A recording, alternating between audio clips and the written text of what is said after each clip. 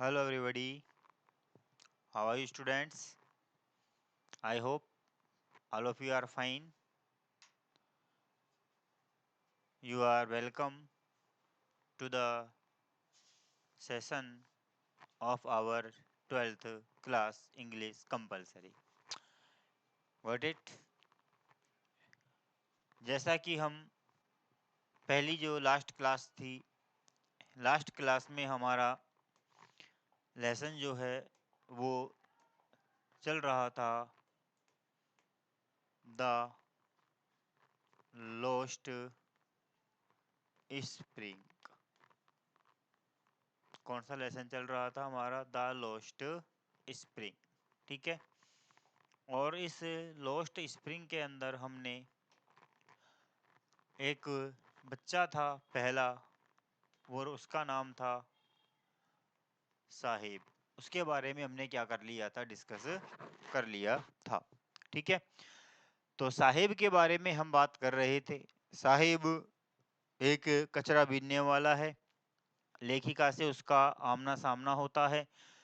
रोजाना सवेरे जब वो कचरे के अंदर पैसा ढूंढता है, लेखिका आती है, उससे स्कूल जाने के लिए कहती है, झूठा वायदा बनाती है, उस वादे पर वो शर्मिंदा होती है।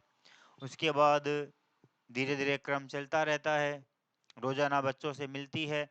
उन बच्चों का एक दल होता है, ग्रुप होता है, जो कि शाम के समय वो सॉरी सुबह के समय आता है और दोपहर के समय क्या हो जाता है? गायब हो जाता है।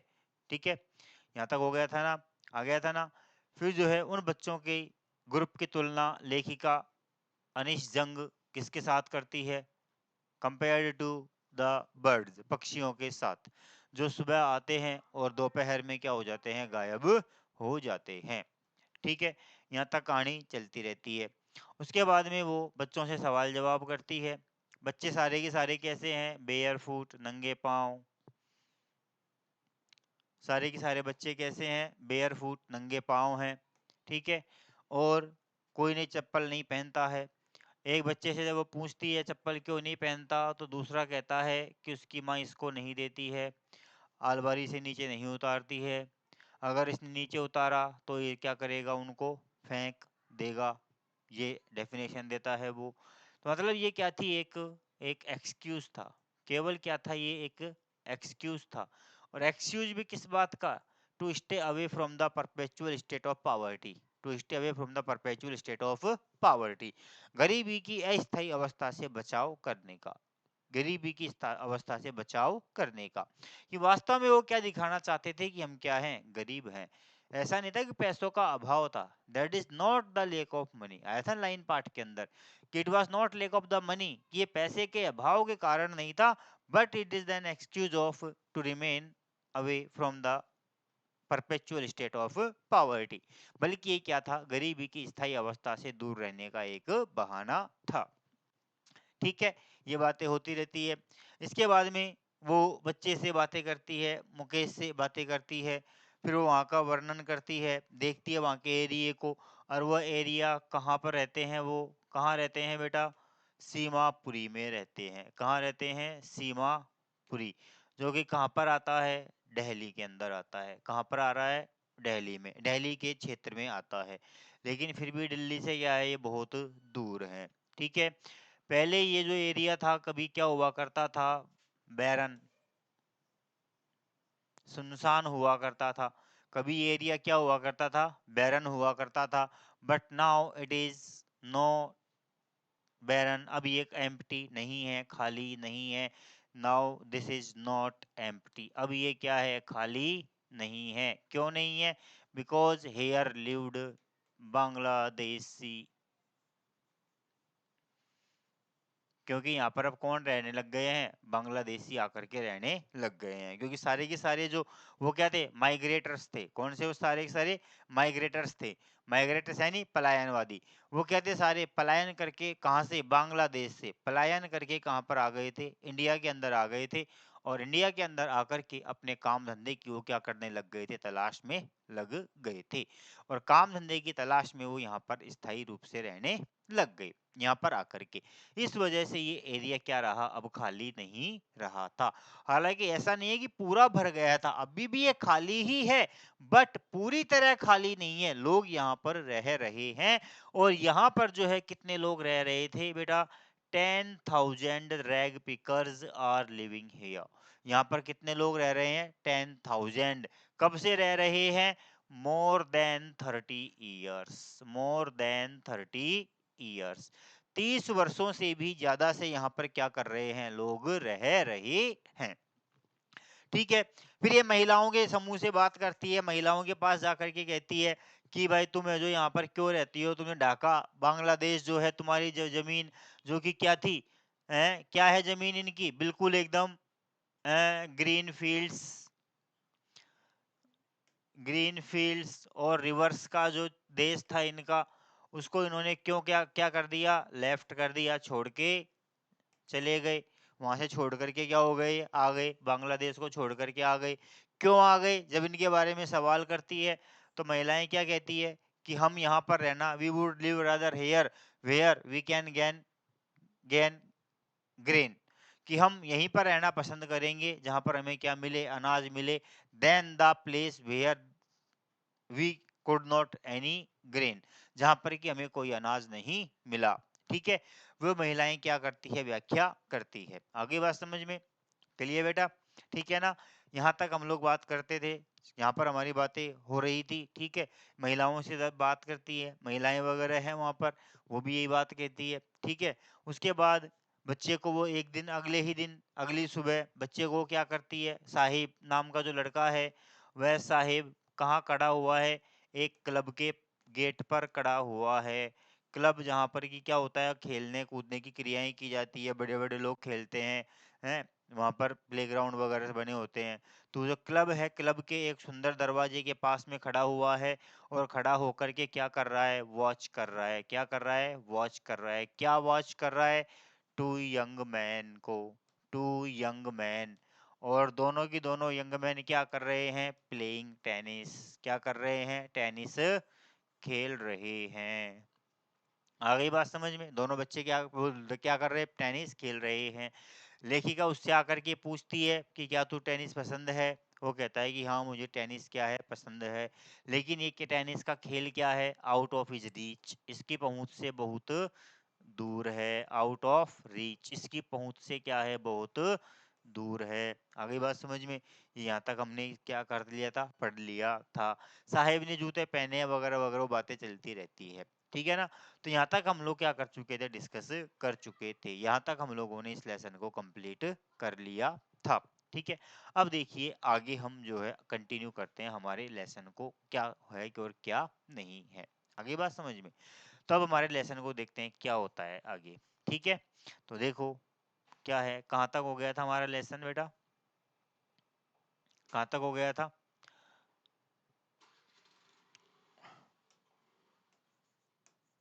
कहाँ तक हो गया था हमारा lesson, intently out of his reach, यहाँ तक हमने इस लेसन को क्या कर लिया था, कंप्लीट कर लिया था। ठीक है, यहाँ तक हमने इस लेसन को कंप्लीट कर लिया था ना।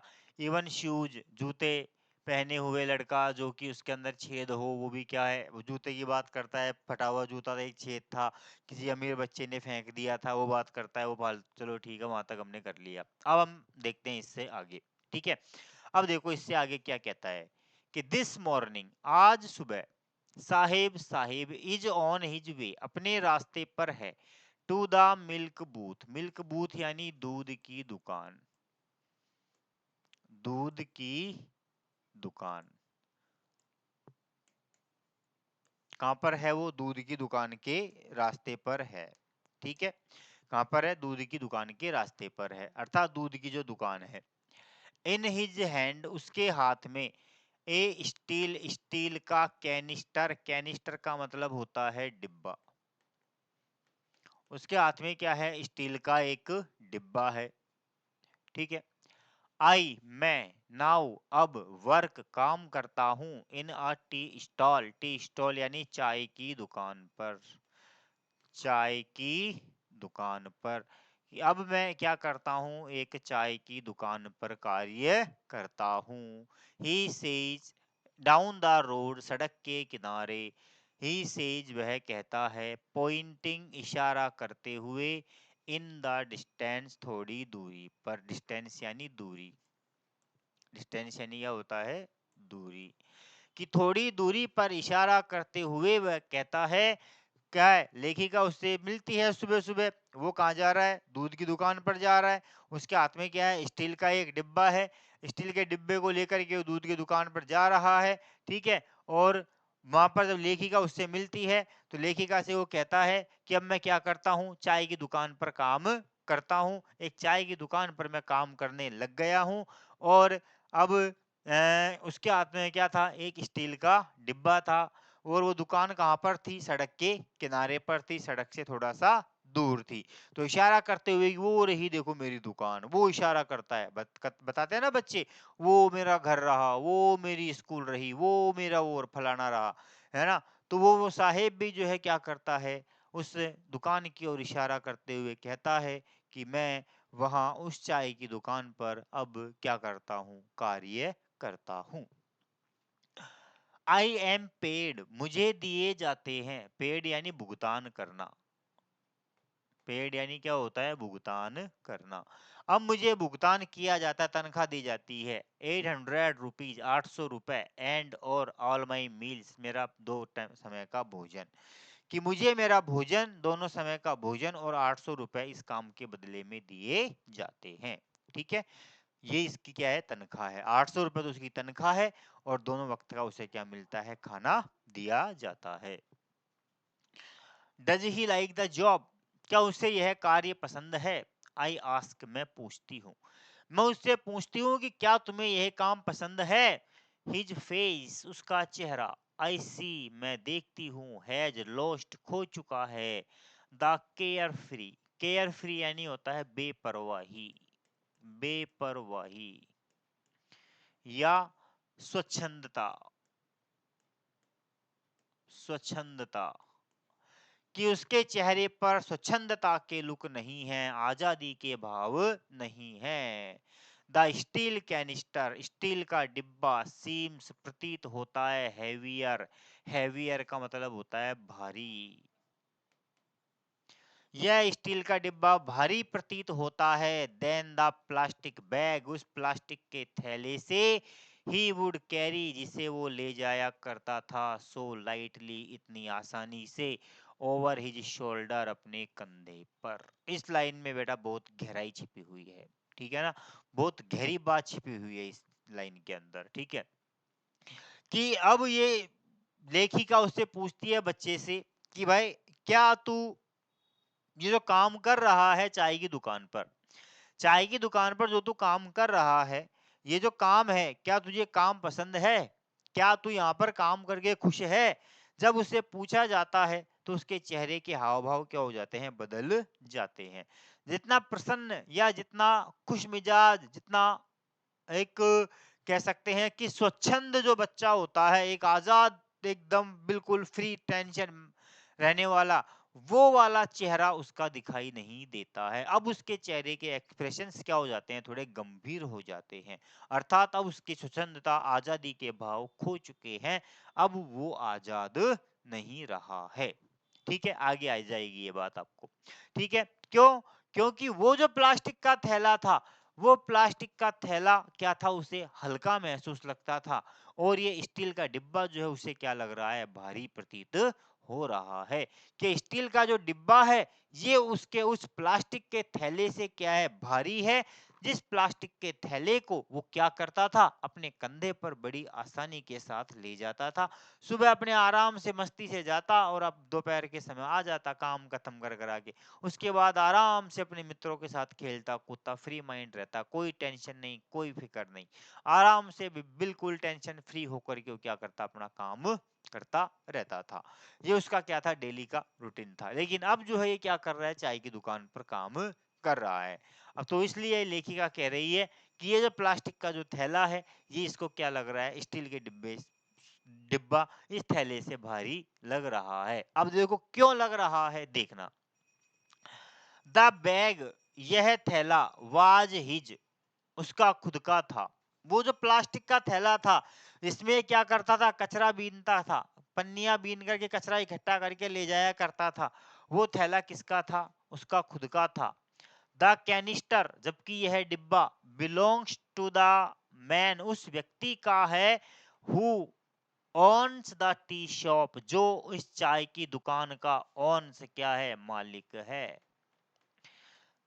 कि वो थैला तो किसका था, साहिब का स्वयं का था, लेकिन ये स्टील का डिब्बा किसका है, उस दुकान के मालिक का है। अर्थात समझे इस लाइन का मतलब, कि वो जो थैला था बच्चे का खुद का था।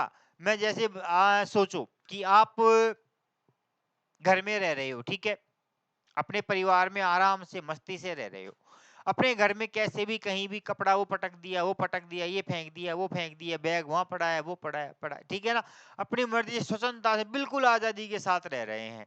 लेकिन हम अचानक से हमारे पापा हमको क्या करें, आगे अचानक से हमको ले जा करके किसी रिश्तेदार के घर में रख दें कि बेटा तू यहाँ पढ़ाई करेगा, क्या करेगा, यहाँ पर तू पढ़ाई करेगा। तो वहां पर अब तुम क्या उतनी आजादी के साथ रह पाओगे क्या, उतनी आजादी तुमको वहां पर मिल पाएगी क्या, कि वो सामान वहां पटक दिया, वहां पटक दिया, ये कर दिया, वो कर दिया, नहीं कर सकते हैं। कर सकते हैं क्या, नहीं कर सकते हैं। क्यों, क्योंकि अब हम किसी और दूसरे पर क्या हो चुके हैं, डिपेंड हो चुके हैं। अब हम हमारी मर्जी के मालिक नहीं रहे हैं। तो यही कंडीशन किसकी होती है बेटा, साहिब की हो रही है। कि साहेब जो है पहले क्या था, खुद की मर्जी का मालिक था, अपनी मर्जी से काम करता था, खुद की इच्छा से काम करता था, जब मन में आया काम किया, जब मन में आया काम नहीं किया, इच्छा हुई तो हुई, नहीं तो नहीं हुई, ठीक है, जब चाहा तब चला गया, जब चाहा तब आ गया, दोस्तों के साथ घूमना फिरना, आजादी के साथ रहना करना, मतलब कि इसकी लाइफ क्या थी, बिल्कुल एकदम खुशमिजाज जीवन जिया करता था, एकदम बिल्कुल एक कहते हैं ना स्वच्छंद जीवन जो होता है, एकदम वो केयर फ्री लाइफ थी उसकी, बिल्कुल बेपरवाही, कोई परवाह नहीं थी किसी चीज की, कोई टेंशन नहीं थी, आया का तो आया, गया तो गया, कहाँ जा रहा है कहाँ नहीं जा रहा है, कोई उसके ऊपर पाबंदी नहीं थी, आराम से मस्ती से अपना काम करता था। लेकिन अब वो क्या हो चुका है, उस दुकान के मालिक का गुलाम बन चुका है। अब वह अपनी मर्जी से नहीं चल रहा, अब किसकी मर्जी से चल रहा है, इस दुकान के मालिक की मर्जी से चल रहा है। दुकान का मालिक अगर उसको कहेगा कि सुबह 7 बजे आना है, तो उसे क्या करना पड़ेगा, 7 बजे ही आना पड़ेगा। दुकान का मालिक अगर उससे कहेगा कि तुझे 9 बजे यहाँ से जाना है, तो उसे 9 बजे ही जाना पड़ेगा। अब यहाँ पर ये अपनी मर्जी से कुछ नहीं कर सकता है। कर सकता है क्या, हम अगर किसी दुकान पर काम करें या कहीं पर हम काम करने के लिए जाएं, तो वहां पर हम हमारे नियमों के अनुसार चलेंगे या वहां के नियमों के अनुसार चलेंगे, बताइए। वहां के नियमों के अनुसार चलेंगे कि नहीं चलेंगे, चलेंगे ना। तुम्हारे जैसे तुम स्कूल में पढ़ रहे हो ना, तुमको टीचर्स पढ़ाने के लिए आते हैं ना पढ़ाने के लिए, उनकी पर्सनल लाइफ उनके घर पर जो है, क्या वो अपनी पर्सनल लाइफ, घर वाले लाइफ को स्कूल के अंदर फॉलो करते हैं क्या, नहीं करते हैं ना। घर में वो आराम से मन में आया तो सो गए, खा लिया, ये पी लिया, वो पी लिया, वो कर लिया, ये कर लिया, बैठ गए, उठ गए, कुछ भी कर लिया, कर लेते हैं ना। बट स्कूल में आने के बाद उनको क्या करना पड़ता है, जैसे उनका स्कूल का टाइमिंग है 9 to 3 उनका टाइम है। पहले कालांश में वहां जाना है, दूसरे में वहां जाना है, तीसरे में वहां जाना है, चौथे में वहां जाना है। मतलब ये क्या हो गए, पाबंद हो गए। क्या हो गए, ये पाबंद हो गए। अब ये खुद की मर्जी से नहीं चल रहे हैं, बल्कि किसकी मर्जी से चल रहे हैं, स्कूल के मालिक की मर्जी से चल रहे हैं, स्कूल के प्रधानाचार्य की मर्जी से चल रहे हैं। तो वही कंडीशन यहाँ पर किसकी है, अब साहिब की है, कि वो थैला उसका स्वयं का था, बल्कि ये स्टील का जो डिब्बा है, ये उस व्यक्ति का है जो क्या करता है, चाय की दुकान चलाता है। अर्थात अब साहेब उसका क्या बन चुका है, नौकर बन चुका है। साहेब अब उसका क्या बन चुका है, गुलाम बन चुका है। साहेब इज नो लॉन्गर, साहेब अब नहीं रहा है, हिज ओन मास्टर, अपनी मर्जी का मालिक, ओन मास्टर यानी मर्जी का मालिक। जो मैंने बताया था आपको वही बात आ गई कि साहेब अब अपनी मर्जी का मालिक नहीं रहा है। That's it. ये साहेब की कहानी क्या हो गई, अब यहाँ खत्म हो गई। आ गई बात समझ में? क्लियर आपके दिमाग में? साहेब है, साहेब बच्चा है, कचरा बीनता है, जीवन यापन करता है। कचरा जो है उसके परिवार के लिए अलग मीनिंग रखता है, उसके लिए अलग मीनिंग रखता है। परिवार के लिए जीवन जीने का साधन है, बच्चे के लिए रैप्ड वन वंडर, लिपटा हुआ क्या है, आश्चर्य है। ठीक है, बच्चा है, कचरा बीन रहा था, उसके बाद चाय की दुकान पर आ जाता है, चाय की दुकान पर आकर के किसी और के यहाँ नौकरी करने लग जाता है। यहाँ पर आकर के वो खुश नहीं है क्या? खुश नहीं है, खुश नहीं है ना, नहीं है ना। क्यों? क्योंकि अभी मर्जी का मालिक नहीं रहा है। अब ये क्या हो चुका है? दुकान वाले का गुलाम बन चुका है। क्या बात आगे बात समझ में? ये दुकान का मालिक का गुलाम क्या हो चुका है? बन चुका है। अब अपनी मर्जी से ये कुछ भी नहीं कर सकता है। अपनी मर्जी से ये ना तो कहीं आ सकता है, ना कहीं जा सकता है, कुछ नहीं कर सकता है।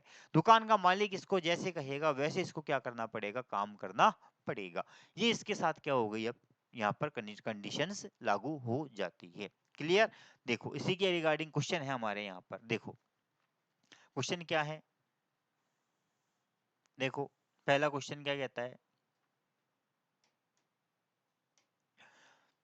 जब तक हमने पढ़ाया उसी के रिगार्डिंग क्वेश्चंस है बेटा, देखना। ठीक है, ये मैं रफ कर देता हूँ थोड़ा सा।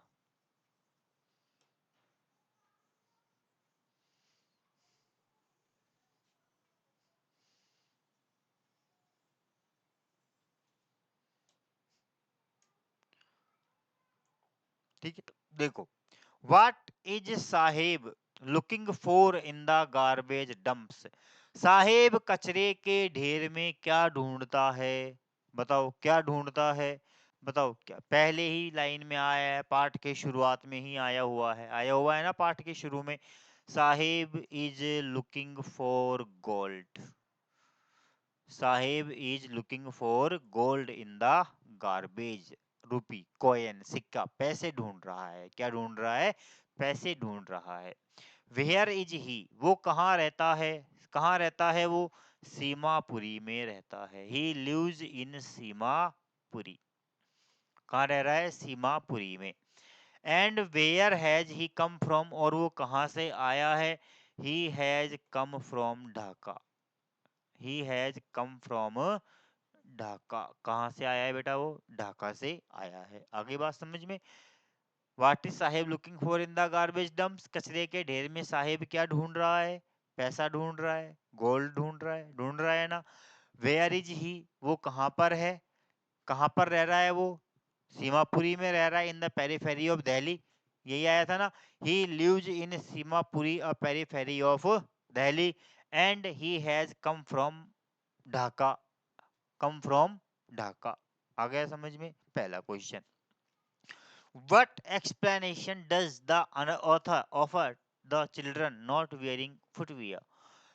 बच्चों के चप्पलें ना पहनने के लिए लेखिका क्या व्याख्या देती है? बताओ क्या व्याख्या देती है लेखिका? आया था ना, जब चप्पलों के बारे में बात चलती है, तो चप्पलों के बारे में बात चलती है तो वो बताती है ना कि this is an excuse to be aware, या टू रिमेन शूलेस।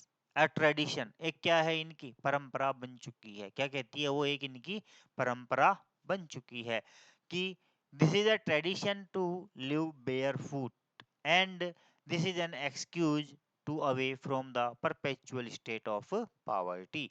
कि ये क्या है? इनकी एक परंपरा बन चुकी है, और ये स्थायी गरीबी की स्थायी अवस्था से दूर बने रहने की क्या है? एक इनका बहाना मात्र है। ठीक है, ये क्या करती है लेखिका? यहाँ पर इसको ये अपना व्याख्या प्रस्तुत करती है। आ गया देखो, is Sahib happy working at the tea stall. बताइए, क्या साहिब चाय की दुकान पर काम करते हुए खुश है क्या? साहिब चाय की दुकान पर काम करता हुआ खुश है क्या? खुश है क्या? नो। आंसर क्या हो जाएगा अपना? क्या हो जाएगा आंसर अपना? नो, नहीं। Sahib is not happy at the working at the tea stall. Not. Explain why. क्यों नहीं है? ये रही लाइन, मिल गई, देख लो। आ गया कि नहीं आ गया? Because he is no longer his own master, और इसी में जोड़ देंगे but he becomes a slave और सर्वेंट। क्योंकि अब वो क्या है, खुद की मर्जी का मालिक नहीं है, बल्कि क्या हो चुका है, एक नौकर, एक गुलाम बन गया है। आ गई बात समझ में? ये आप लोगों के क्या हो गई, तीनों क्वेश्चंस कंप्लीट, और यहीं पर हमारे साहेब का पार्ट क्या हो जाता है, फिनिश होता है। ठीक है, बोलिए यहाँ तक कोई दिक्कत? साहेब का जो पार्ट हमारा हुआ है, इस साहेब के पार्ट में आप लोगों को कोई डाउट है क्या? बोलो बेटा, साहेब के पार्ट में कोई दिक्कत आई क्या? साहेब का क्लियर है आप लोगों को? बोलो, साहेब के बारे में क्लियर है क्या? बताइए, बोलिए। साहेब का हो गया। अब साहेब की कहानी हो गई खत्म। अब कहानी शुरू होती है किसकी? मुकेश की। ठीक है, बताया था ना मैंने आपको पार्ट के स्टार्टिंग में कि there are two stories of two children. दो बच्चों की दो कहानियां हैं। पहली थी साहिब के बारे में, जो कि एक कचरा बीनने वाला था, नंगे पांव रहने वाला बच्चा था। ठीक है, बाद में जाकर के वो क्या हो जाता है, चाय की दुकान पर काम करने लग जाता है। ठीक है, तो पहला तो पार्ट इसका क्या हो चुका है, कंप्लीट हो चुका है। The first part of the lesson has been completed. ठीक है, now the second part begins from here. अब यहाँ से हमारा दूसरा पार्ट स्टार्ट होता है, और दूसरा पार्ट जो स्टार्ट होता है बेटा, वो पार्ट स्टार्ट हो रहा है हमारा अब एक मुकेश नाम के लड़के का। किसका स्टार्ट हो रहा है? एक मुकेश नाम के लड़के का स्टार्ट हो रहा है। ठीक है, मुकेश है। आगे बात समझ में? किसका है? मुकेश का। थोड़ा समझा देता हूँ कहानी इसकी क्या है क्या नहीं है, ज्यादा नहीं है। मुकेश भी वही एक निम्न स्तर पर जीवन यापन करने वाला व्यक्ति है। कहानी है फिरोजाबाद की। कहानी कहाँ की है? फिरोजाबाद की। फिरोजाबाद जगह का नाम है। कहाँ की कहानी है? फिरोजाबाद। और फिरोजाबाद में भी क्या है, एक Bengal making industry, Bengal making industry क्या है? ठीक है, बेंगल मेकिंग इंडस्ट्री अर्थात चूड़ी बनाने के जो कारखाने हैं उसके बारे में है। ठीक है, यहाँ पर जो लोग रहते हैं, कहाँ? फिरोजाबाद में। यहाँ चारों तरफ क्या है, केवल बेंगल मेकिंग, बेंगल चूड़ियां बनाने का काम होता है। काय का काम होता है? केवल चूड़ियां बनाने का काम होता है। और प्रत्येक दूसरा परिवार, अर्थात दो में से एक घर इस काम में क्या है, एंगेज है, लगा हुआ है।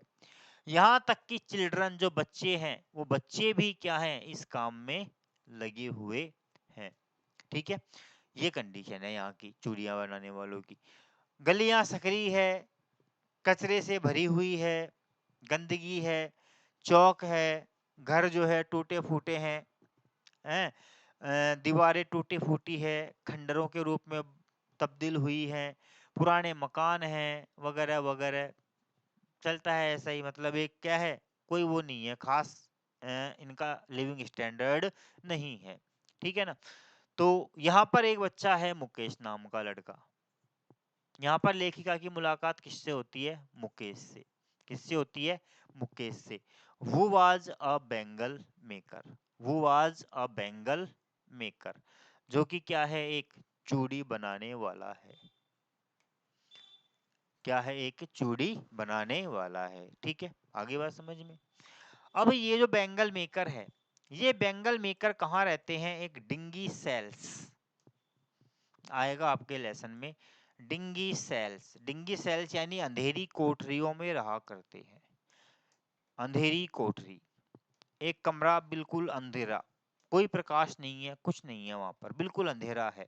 और वहां पर केवल क्या है, दीप अपने जो देखा होगा आप लोगों ने पुराने समय में, अब तो क्या है, घरों में इन्वर्टर वगैरह आ गए, कर गए, तो लाइट की इतना वो नहीं है, फिर भी गांवों के अंदर आज भी वो चीज चलन में चलती है। देखा होगा कि चिमनी, दिया, दीपक जिसको कहते हैं ना, फ्लेकिंग, फ्लिकरिंग लाइट जो होती है, दीपक होता है एक लोहे की डिब्बी सी होती है और उसके ऊपर एक वो निकली होती है, उसमें बत्ती डालते हैं, बत्ती डाल के मिट्टी का तेल डालकर घासलेट डाल करके और उसको जलाते हैं और उसका उजाला होता है। तो उससे तो हम पढ़ाई किया, उस समय हम उससे पढ़ाई किया करते थे, वो समय था। आज तो क्या हो चुका है, सारी सुविधाएं आ गई है, लाइट है इतनी ज्यादा जाती नहीं है। पहले लाइट बहुत ज्यादा कटौती हुआ करती, 24 घंटे में से 20 घंटे लाइट, 4 घंटे लाइट आती थी केवल। तो अंधेरे में पढ़ाई करनी पड़ती, दिए में, लालटेन में, इनमें पढ़ाई करनी पड़ती थी। तो क्या है, दीपक का वहां पर प्रकाश केवल केवल का क्या है, दीपक का, एक दीपक रूपी मोमबत्ती है वगैरह कुछ भी है, वहां उसका केवल प्रकाश है। वो उसका वो भी किस लिए है, ताकि उसे शीशे को जोड़ा जा सके, शीशे को जोड़ा जा सके। तो वहां प्रकाश दीप्तियों के पास में लोग बैठ जाते हैं और बैठ करके क्या करते हैं, चूड़ियों को जोड़ने का काम करते हैं, रंग बिरंगी चूड़ियां बनाते हैं, अलग अलग तरह की चूड़ियां, जानते हो आप लोग भी कि मार्केट में लाल पीली नीली हरी भरी the every colour which has come from a rainbow, एक इंद्रधनुष से आए हुए प्रत्येक रंग की सारी चूड़ियां क्या है, यहाँ पर मिली हुई है। सारी चूड़ियां यहाँ पर क्या है, मिलती है। ये सारी चूड़ियां ये लोग क्या करते हैं, बनाते हैं। मुकेश से ये मिलती है, मुकेश से मिलने के बाद ये इसके घर पे जाती है। मुकेश जब इससे मिलती है तो मुकेश जो है, इस मुकेश का भी एक सपना है, जैसे साहेब का सपना था। साहेब का सपना क्या था, साहेब का सपना क्या था, वो टेनिस का खेल आगे बढ़ना था। ठीक है, यहाँ पर मुकेश जो है, इस मुकेश का सपना क्या है, मोटर मैकेनिक बनने का। इसका सपना क्या है, मोटर मैकेनिक बनने का सपना है। ये क्या बनना चाहता है, मोटर मैकेनिक बनना चाहता है। लेकिन ये काम भी इसकी पहुंच से क्या है, बहुत दूर है। अर्थात ये इसकी पहुंच से बहुत दूर है, यहाँ तक ये नहीं पहुंच सकता है, क्योंकि ये जिस कंडीशन में रहता है उस कंडीशन से और यहाँ तक पहुंचने के लिए इसको बहुत बड़ा स्ट्रगल करना पड़ेगा। इसके लिए ये एकदम इम्पॉसिबल सा है, इम्पॉसिबल सा है। क्यों है, क्योंकि केवल मात्र इसके घर में कमाई करने वाले ज्यादा लोग नहीं हैं। घर में ये 4 लोग रहते हैं, इसके घर में 4 लोग हैं। ठीक है, कितने कैंडिडेट हैं, 4 हैं। एक तो ये स्वयं है, हिमसेल्फ। दूसरा इसका भाई है। दूसरी इसकी भाभी अर्थात इसके भाई की पत्नी, सिस्टर इन लॉ। और एक इनका है फादर। ठीक है, एक क्या है, फादर। ठीक है, और एक है ग्रैंडमा। ये लोग यहाँ पर रहते हैं। ठीक है, ये एक लेडीज इन सबके लिए क्या करती है, कार्य करती है। एक लेडीज है, ये इन सबके लिए क्या करती है, काम करती है, खाना वाना बनाने करने का काम करती है। ठीक है, जहाँ कहीं भी देखो वहां पर चूड़ियां ही चूड़ियां हैं, चारों तरफ चूड़ियों का ही व्यापार है। जिस गली में जाओ वहीं चूड़ियां हैं, लोग गाड़ियों में भर भर के, प्रत्येक आंगन में चूड़ियों का ढेर लगा हुआ है। प्रत्येक आंगन में चूड़ियां भरी पड़ी है, ढेरों के रूप में, पाइल के रूप में। लोग चूड़ियों को जोड़ते हैं, रंग बिरंगा आकार देते हैं। फिर दूसरी बात यहाँ पर आती है कि चूड़ियां जो है क्या होती है, सुहाग का प्रतीक होती है। काय का प्रतीक होती है, सुहाग का प्रतीक होती है, according to the Indian custom, हमारी भारतीय परंपराओं के अनुसार। क्योंकि विवाहित महिलाएं क्या करती है, अपने हाथों में चूड़ियां पहनती है। तो काय का प्रतीक होती है, सुहाग का प्रतीक होती है। तो मानो कि ऐसा लगता है कि यहाँ के जो लोग हैं वो पूरी धरती की महिलाओं के लिए क्या करते हैं, चूड़ियां बनाते हैं। पूरे धरती की महिलाओं के लिए वो क्या है, सुहाग के प्रतीक का निर्माण करते हैं। आगे बात समझ में, जब किसी लड़की की शादी होती है, मेहंदी से हाथ रंगे होते हैं। ठीक है, लाल चुनरी सिर पे ओढ़े हुए होती है, लाल जोड़े में सजी हुई रहती है, उसके हाथों पर लाल लाल चूड़ियां होती है। तो चूड़ियां क्या है, वो शादी के समय उसको पहनाई जाती है, तो क्या है, सुहाग का प्रतीक मानी जाती है। ठीक है, आएगा इसके अंदर एक कोटेशन, पाठ जब पढ़ेंगे इसको, हम आगे इसको कंटिन्यू करेंगे तब ये चीजें सारी आ जाएंगी। ठीक है ना। तो यहाँ पर भी ये क्या है, लोग अंधेरी कोठरियों में रहते हैं, करते हैं, अपना जीवन गुजार रहे हैं। दूसरा क्या होता है कि जब ये एडल्ट्स बने, एडल्ट अर्थात किशोर अवस्था तक पहुंचने से पहले पहले ही ये क्या हो जाते हैं, ब्लाइंड हो जाते हैं, अंधे हो जाते हैं। अंधे क्यों हो जाते हैं, because they have become habituated, habituated to darkness. Habituated to darkness. क्यों? क्योंकि अंधेरे कमरे में काम करते हैं, दिन भर अंधेरे में रहते हैं, दिन भर अंधेरे में रहते हैं, सुबह उठते ही उनका काम में लग जाना, शाम होते ही बाहर आना, तो घुसे तो अंधेरा, निकले तो अंधेरा, रात वैसी हो गई अंधेरे अंधेरे में। तो इनकी आंखें क्या हो चुकी है, अंधेरे के प्रति अभ्यस्त हो चुकी है, इसलिए इनको केवल और केवल क्या दिखाई देता है, अंधेरा दिखाई देता है। इसलिए किशोर अवस्था तक पहुंचने से पहले पहले ये क्या हो जाते हैं, अंधे हो जाते हैं।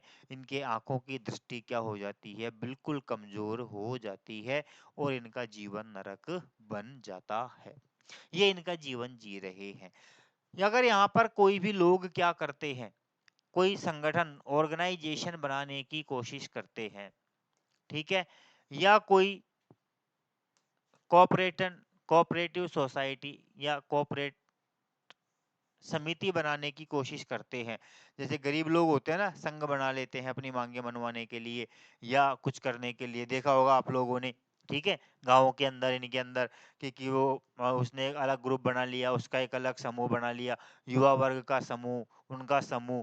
तो अगर इनमें से मान लो कुछ लोग क्या करते हैं, एक कोई ऑर्गेनाइजेशन बनाते भी हैं अपनी मांगे मनवाने के लिए, या यहाँ पर सुविधाओं के लिए, या यहाँ पर जो हो रहा है कचरा वगैरह इसके बारे में, किसी के लिए भी मान लो, ये लोग क्या करते हैं, मान लो कोई संगठन बनाने की कोशिश भी करते हैं, तो इनको क्या कर दिया जाता है बेटा, इनको क्या कर दिया जाता है, कुचल दिया जाता है, क्लश कर दिया जाता है, अर्थात इनको धकेल दिया जाता है, या इनको जेल में पटक दिया जाता है, ठीक है, इनको आगे बढ़ने से रोक दिया जाता है।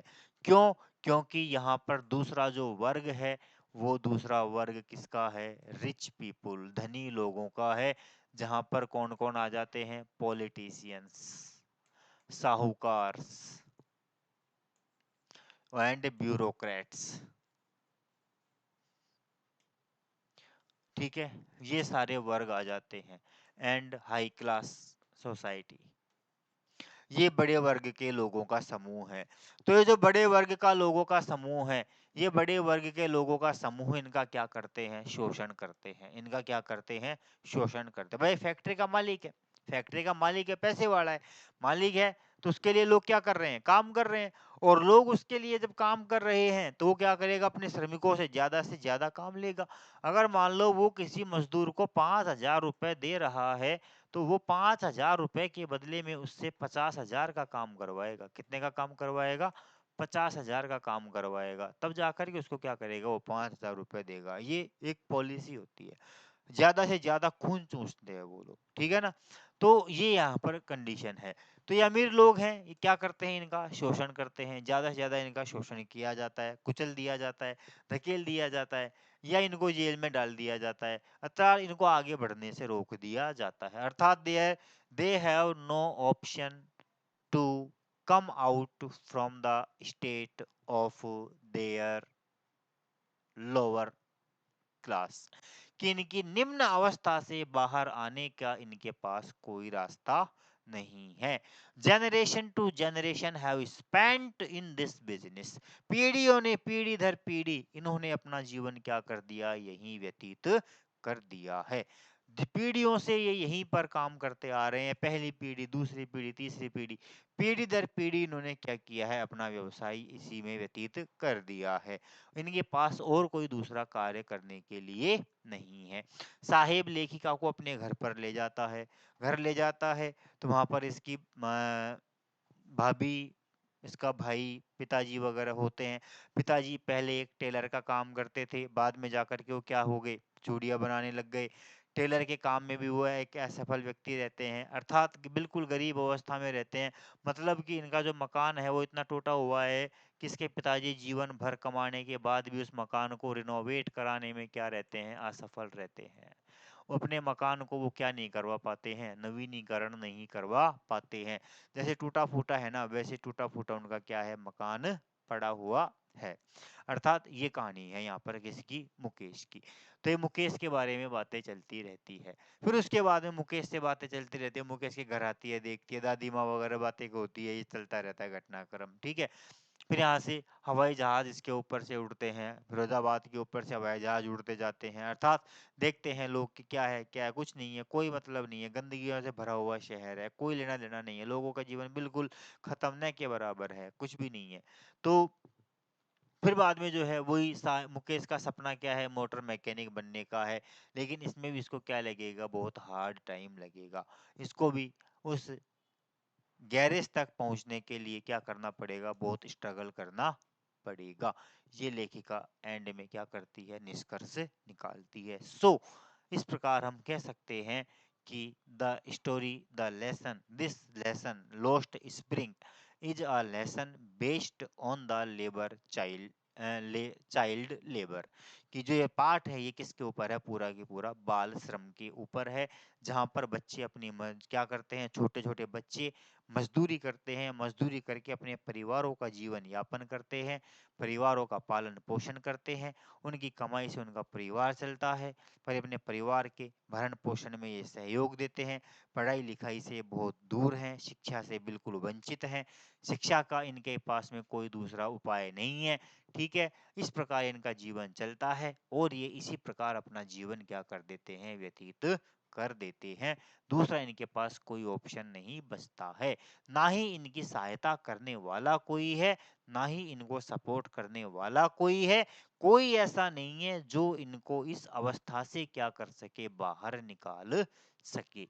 ये लेखिका के कहने का क्या है, तात्पर्य है कि ये लोग जो है ऐसी जगहों पर ही रहते हैं, यहीं पैदा होते हैं और इसी अवस्था में ये क्या हो जाते हैं, अपना जीवन पूरा खत्म कर देते हैं और कुछ नहीं कर पाते हैं।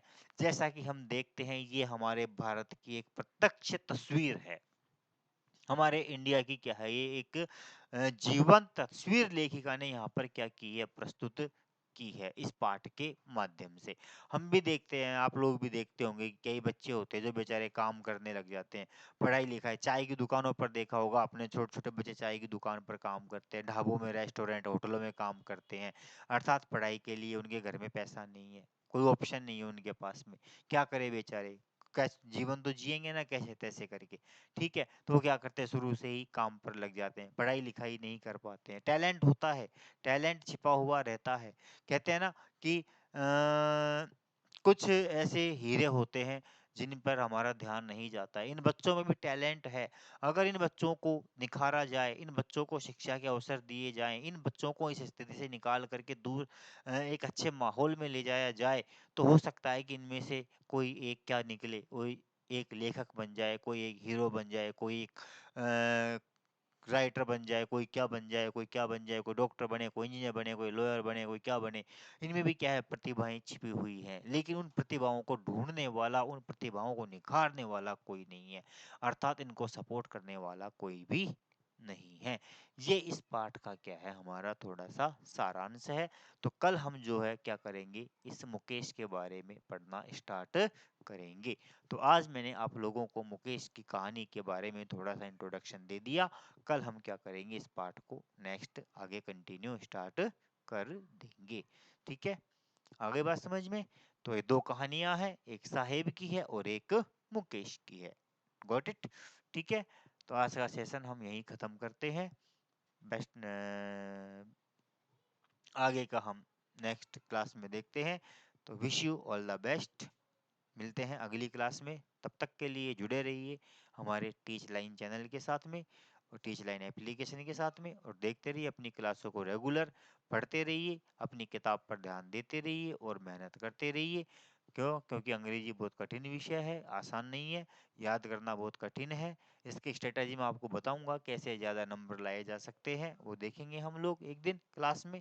ठीक है ना? तो आराम से अपने साथ पढ़ते रहो, समझ में आ रहा है सबके, मुझे उम्मीद है, पूरी पूरी उम्मीद है कि हर एक व्यक्ति के आराम से समझ में आ रहा है, किसी को कोई प्रॉब्लम नहीं है, बढ़िया तरीके से पढ़ रहे हो आप लोग, सारा कुछ सही चल रहा है। तो आराम से हम पढ़ रहे हैं, धीरे धीरे, कोई जल्दबाजी नहीं है, कोई वो नहीं है। हाफ ईयरली हमारा टारगेट नहीं है, हमारा टारगेट है बोर्ड एग्जाम। हमारा टारगेट क्या है बेटा? बोर्ड एग्जाम है। और मेरा बोर्ड एग्जाम का टारगेट है आप सभी के क्या हो, आप सभी के क्या हो, 95 प्लस नंबर, क्या हो, 95 प्लस हो। ठीक है ना? तो इस टारगेट को लेकर के और मैं एक क्लास आपकी चला रहा हूँ।